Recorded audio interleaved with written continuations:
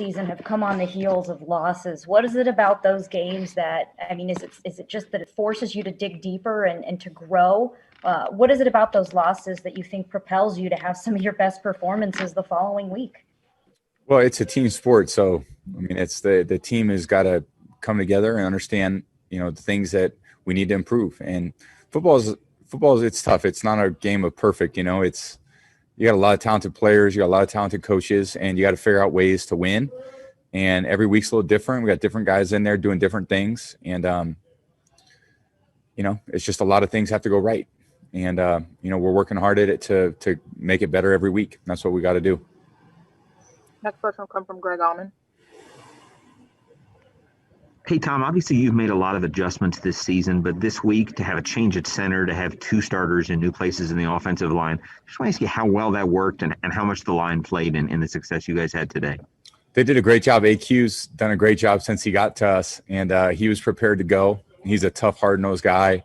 Ryan did a great job moving over to guard. Cap hung in there. He always does. He's as tough as they come. Tristan's doing an incredible job, and Donnie's doing a great job. So we're getting great protection. They're doing great in the run game, blocking hard, being really aggressive up front. And it was definitely great to see him play physical today. So that's what we needed. Next, we'll go to Karen Loftus. Hey, Tom, obviously Rojo had a killer game for you guys. What can you say about how he ran today? And from your perspective on his long touchdown run, what were you thinking? And at what point did you think he was gone? I saw him get through there, and then he made a cut on the safety, and I saw him just get through the safety, and he was taking off. We were all excited. He's probably about the 50-yard line, and I was like, is he going to make it? Is he going to open up and go? And then, you kind of saw Chin close on him. I know how fast Chin is. And, he just kept going. And it was what's up, boys? Boys are hyped up. And, he broke away, and he kept going, so – that was fun. It was great to see, man. You don't have too many 98-yard runs. I don't think I've ever had any 98-yard runs, that I've been a part of. So it was great to see the back of the 27 jersey rolling down the field, and just great to see him make that play. The line made a big hole for him. That was a big play in the game. Next, we'll go to Scott Reynolds. Hey, Tom, congrats on the win. When you look at last week, third down was the enemy for you guys. This week, you converted 63%, you even converted a fourth down. Mike Evans, Chris Godwin, AB, Cam Brate. What was going right for you guys on third down? It seemed like when you needed guys to be open, they were, and your passes were on the money. I think we've got to, keep improving that area too, because there were still some plays out there that were just, really close on, just not quite 100%. So, that's a good hard-nosed football team. They cover well. We just made some more plays this week than last week, and we just got to keep learning as we go. It's nothing easy about football. It's a long marathon. Every game's tough, and it's tough to go on the road and win. And had 6 road games, and just got to keep fighting. We have time for a couple more. Next, we'll go to Steve Isbett. Tom, you mentioned a lot of mental toughness from the guys this week. Did you feel that you personally had to really tap into your own mental toughness after a rough last Sunday and the other challenges after that this week? Anytime you lose, it sucks for you, for your coaches, for your families, for your friends, for your, everyone who follows you. But every year you got the same amount of teams in the NFL that win and lose. You can't win them. It's one team wins, one team loses. And when you lose, you got to figure out how to get back on track. So there's no excuses. This team hasn't made any excuses all year. We just get to work and go back there and try to do better. Last question from Mark. Willie Will. Hey, Tom, what goes into the decision for Shipley to move the center and Jensen to go over to guard?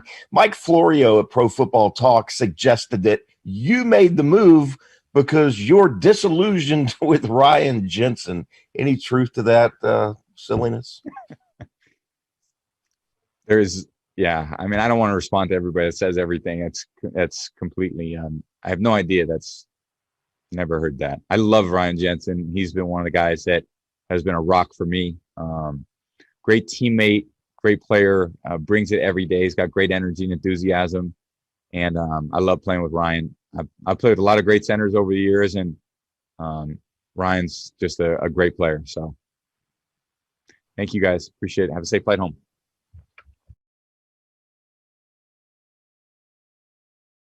He had a rough fumble on a ball that was on the ground. And, this one he was trying to get a little extra. And he went to tank in New York. It really bothered him. They thought he really hurt the team. And we told him, hey, dude, you're our guy. And I knew he was going to break one sooner or later. And Blaine and I looked at each other and said, Blaine said, he's going to take it to the house. I said, good chance on this play, and he did.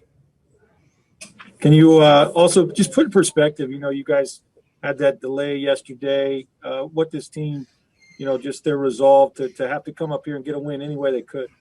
Yeah, I mean, with the disruption of the storm on Wednesday, having to leave early on Tuesday, practice late on Wednesday, then the plane, I can't say enough about our guys' focus. First half wasn't our best defensive half. I thought the second half was outstanding other than, I thought our special teams played great other than the daggone kickoff return. We just missed 2 tackles. Thanks. Hey, Bruce, just want to ask you about the defense turning things around. Early on, they go 75 yards for a touchdown. You're down 14-7, and they really clamped down from then on. Just what changed and how they dominated the rest of the way. Yeah, again, we weren't communicating. It was the same problem we had.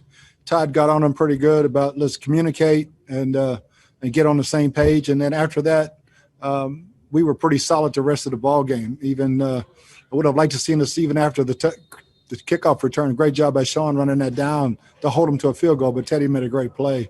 It was good to see them bounce back in that situation. Yeah, I would think, coming back from what the Saints game was, this has to be everything you wanted this to be to get the team kind of back on track, if you will. No doubt. And, we can't look in the rearview mirror. We can look straight ahead. And all week we had great intensity in practice and, overcame the early fumble on offense. And but, again, the first half I wasn't that pleased, even though it was tied when we came in. But the second half I was really pleased the way we played ball. Thank you. Yep. Hey, Coach, on that Rojo touchdown run, was that a play that Brady checked you at the line of scrimmage because of the way the safeties were split, or was that a call that came from you guys? It was a call that came from the sideline. He was just – only check was where to put the receiver in motion. Gotcha. And for you guys to have – because you guys haven't lost 2 consecutive games this season. All 3 of your losses you rebounded, with 30-plus points, and obviously today you had a 5 touchdown performance. What do you think that really stems from? Your ability to overcome some of these tough losses? Where do you think that comes from? Straight leadership in the locker room. Our guys, it's a 24-hour rule, and they really go by it. By Tuesdays, they're on to the next one.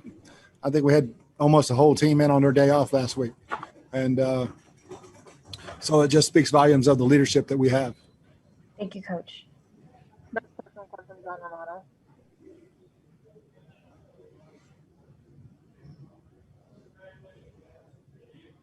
Hey, Bruce. It looked like after Rojo's touchdown that you had a moment with him on the sideline where you held his helmet in your hands. Could you share what you said to him? Yeah, I told him that that's what I expect of him. You're our guy. And that's what we expect of you all the time. And, he ran great today. And, he feels terrible when he makes a mistake. And the fumble in New York really upset him. And this one, I wasn't going to let upset him. And he bounced back really strong. And when you said that, Blaine said that he could take it to the house. At what point was that? When the play was called or when you saw the defense? We saw the defense and so Blaine said, this is going to the house. I said, we got a chance to split him. There he goes. Thank you. You bet.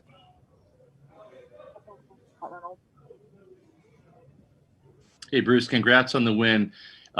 What can you say about the play of A.Q. Shipley at center and then how Ryan Jensen performed, especially with that key block on the touchdown? Just some of those moving pieces for you on the offensive line.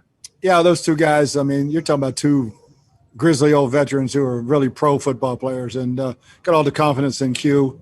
and Ryan did a great job. He was been a guard, and he loves being a center. But that was a great combination for us this week, and thought they really, really played well.